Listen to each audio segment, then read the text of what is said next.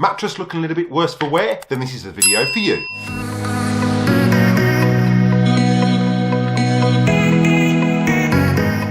Now don't forget, if you're using the video today, there are links in the description below for the best place to get those Kirby products. Make sure you check those out at the end of this video. Hi Kirby fans, welcome back to the channel. So today we're going to be looking at cleaning a mattress. Now if you're a parent or a grandparent, then you're going to have little toddlers around that are going to have little accidents on those mattresses. So what we'll do is we'll dive in, have a look what's happened, and I'll explain how we're going to remedy it. So I had a bit of a nappy leak, and there's a solution that's quick and easy. So what you need first of all to battle those little accidents is some medical grade hydrogen peroxide. Now the bed is dry at the moment, I have done this already.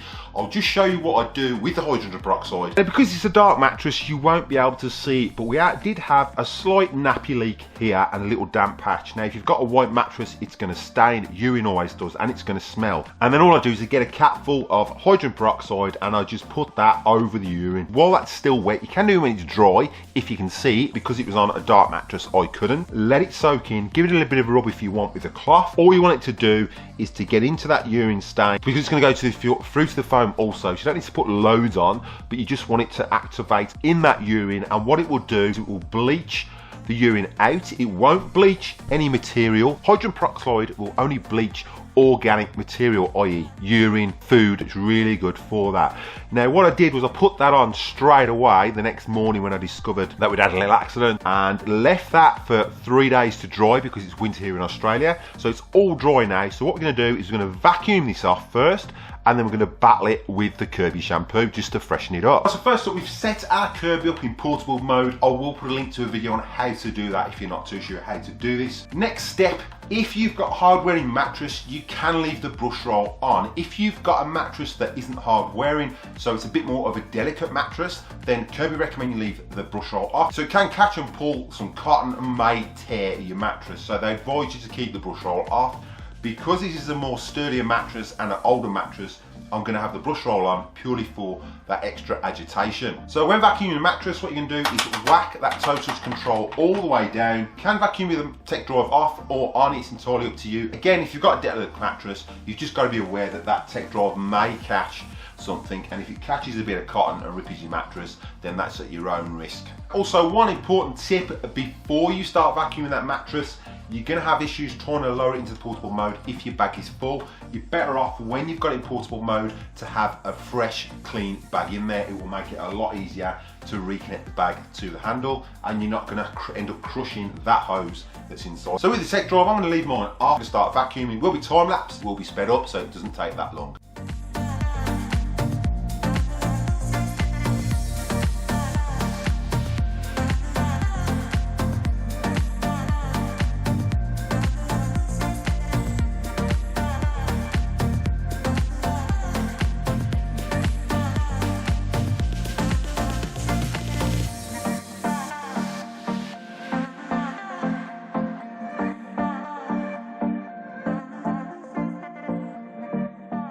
Right, so mattress is fully cleaned off. Now depending how often you clean your mattress, I normally vacuum mine at least once a month with the Kirby. I haven't used a dirt meter in this demonstration. I have used dirt meters before. I'll put an iCard link to one of those videos if you want to check that out at the end of this one. So we've got it fully cleaned. We're going to get the portable shampoo set up and start cleaning this mattress with Kirby shampoo. So to set your Kirby up for the shampooing of the mattress, there's a few things you're going to need. So you're going to need your spray bottle, your little connection for the end. You want to top this up with lukewarm water. It doesn't want to be boiling because it'll be too hot for the plastic, and it might damage your mattress as well if it's red hot. Fill up to the first line with lukewarm water, and then top it up with either 2 capfuls of shampoo or to the second line, whichever works out best for you. Next, you're going to want your hose, which is going to go on the blow side of your Kirby. You're going to want your intake valve. Then you either need a damp microfiber cloth or a scrubbing brush. It's entirely up to you what you use. They both work the same. This is just to disperse the foam into that mattress. So we'll get this quickly set up, and then we'll start shampooing.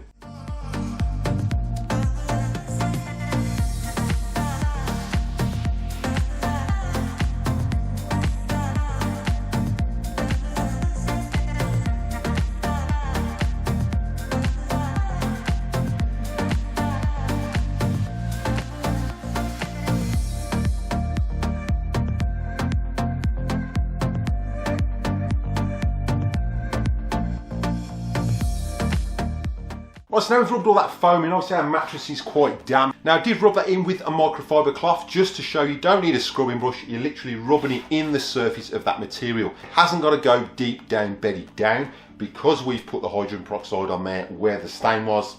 And this is going to absorb into that, and it's going to absorb all that dirt and moisture out of that mattress and any stains and debris.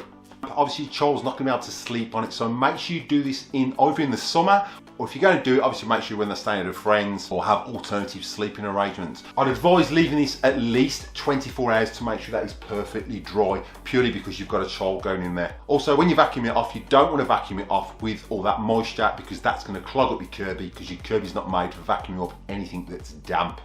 It is a dry cleaning machine. Right, so it's a couple of days later because we've been winter, so leave it for at least 2 days. Make sure it's totally dry before you vacuum it with your Kirby. Now there's two options.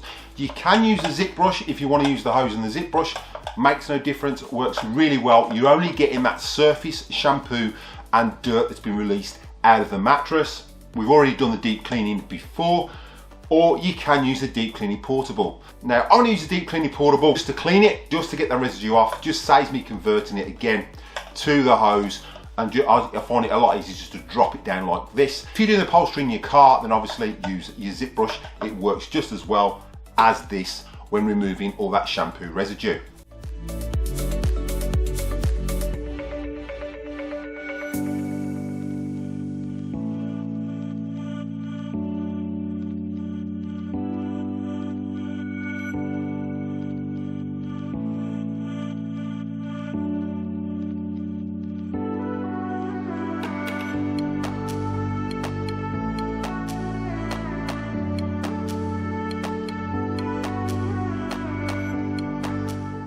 Now don't forget, if you're using the video today, there are links in the description below for the best place to get those Kirby products. Make sure you check those out at the end of this video. I hope you enjoyed the video, and I hope you found it really informative. As you can see, if you've got a mattress and your little ones have had accidents, it's pretty easy to remedy, especially when you've got a Kirby. And you can see you've made a great investment in your home. You're saving you a ton on replacing furniture and accessories. As you to the channel, if you find you're getting value out of this content, contemplate slapping that subscribe button. It's absolutely free. Hit that super thanks to show your support for the channel. And if you're having any issues with using your Kirby zip brush, check out this video. And if you want to know the best way to service your Kirby vacuum, check out this video. So thanks for watching, and I'll catch you in the next one.